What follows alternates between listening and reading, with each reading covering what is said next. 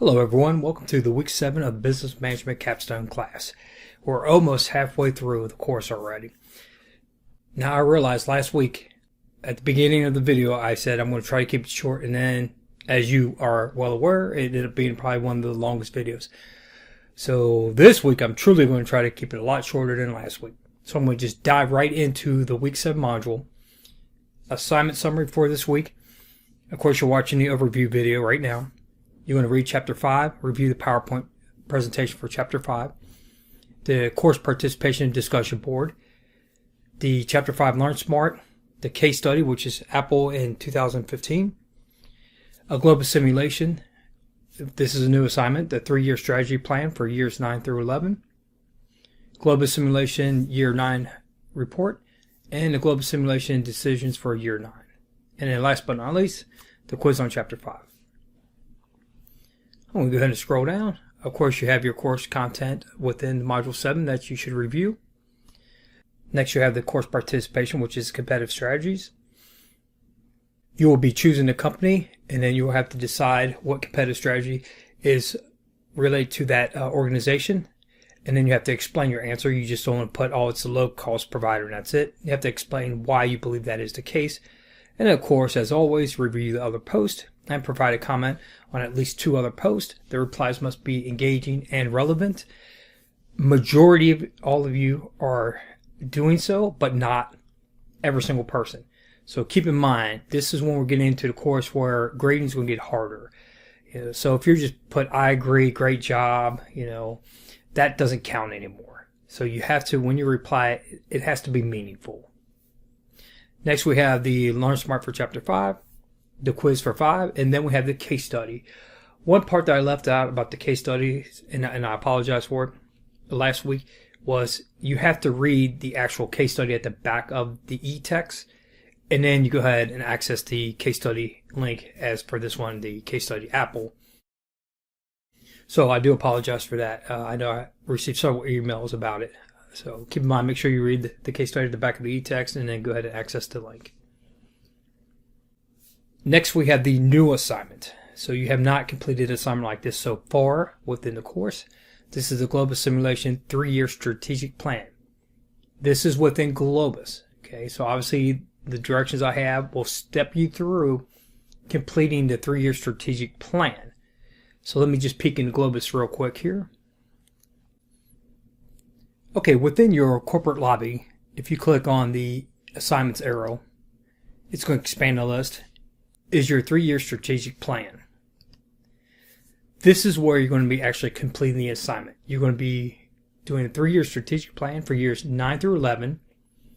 And then once we get to year 12, you're going to be completing for year 12 through 14. So currently you're going to be doing it from 9 through 11 and then down the road, 12 through 14. If you take the time and you review the directions for this assignment, it's going to be straightforward and you should do very well because we're already going into year 9. So you should have a great handle on Globus and also your strategy for your company by now. To me, the importance of this assignment is to make you look in the future of how your company can grow. So let's jump back to Blackboard. Okay, so the other assignments that we have is the year 9 report. Everyone's familiar with reports, so I'm not going to go on and on. Majority of the companies are just knocking out of the ballpark. With that said, make sure you're mixing up the format. I don't want to see the same format every week here. Same cover page, the same data, so make sure you're spending time on it. And some of you who are 90-minute close, keep in mind I'm going to start grading even harder on you because by now you should know what I'm looking for. I always make comments. If you disagree with the comments or if you have a question about any of the comments, please reach out to me. That's what I'm here for. Last but not least is the year 9 decisions. As you can see, the Globus assignments, I put them in order, and this would be my preference, not the order you have to complete them in. The strategic plan first, then the year 9 report, and then the decisions. If you go in that order, the decisions should be easy because you already know what you're looking to do based on the strategic plan and the year 9 report. So that would be my preference, but you can complete the assignments any which way you want. Let's go ahead and jump into Globus and look at the outcome from year 8. Here we have the Year 8 scoreboard. At quick glance, you would think that, okay, well, E, D, H, F, J, A, and B, and C is doing fantastic, and I would instantly glance at G and K, and I would start picking on them.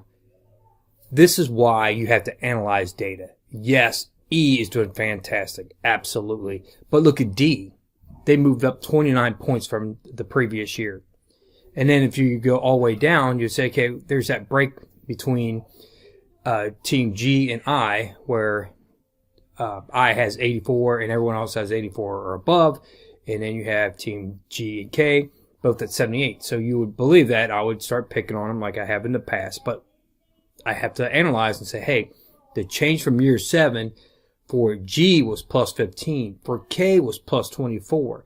That's outstanding. What I would say is watch out for them.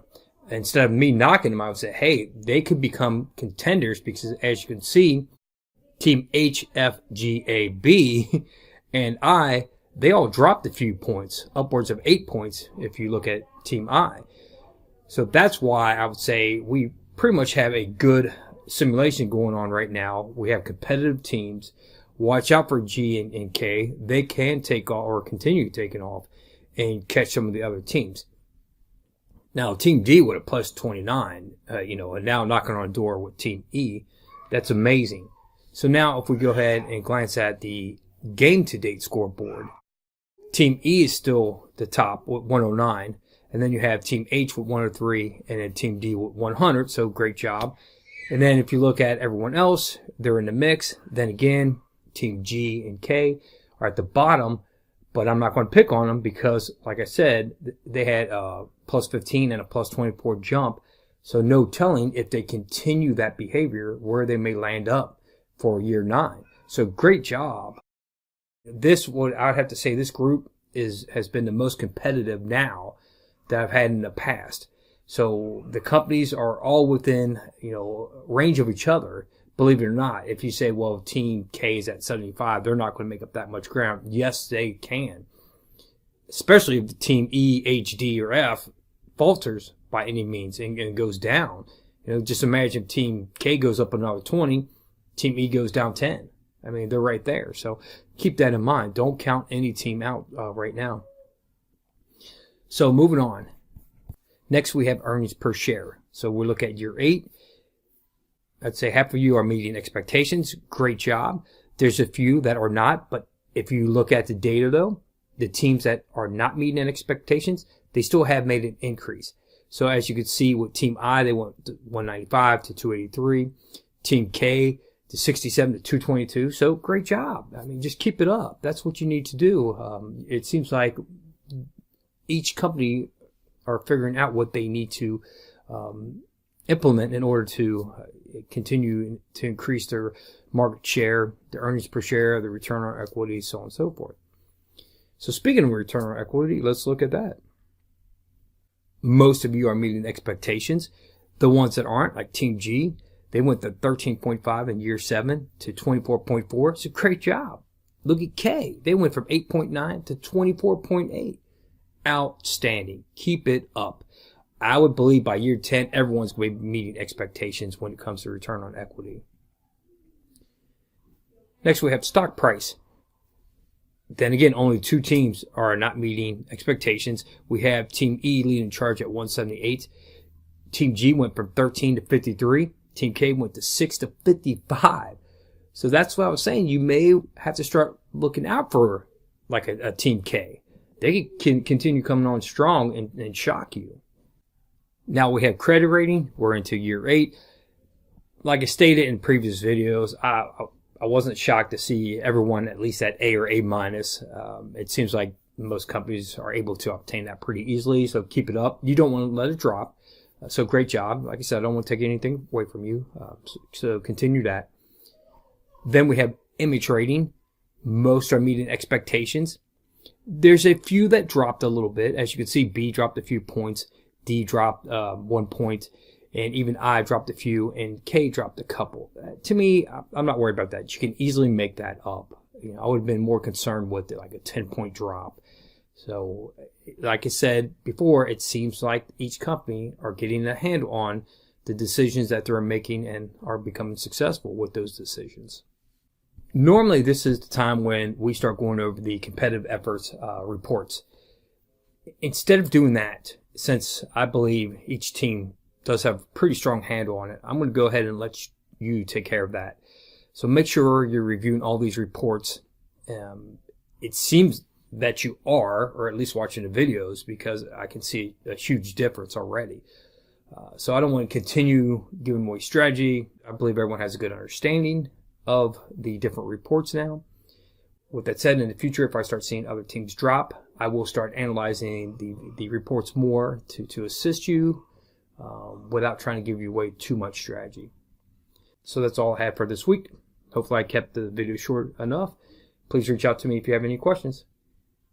Take care.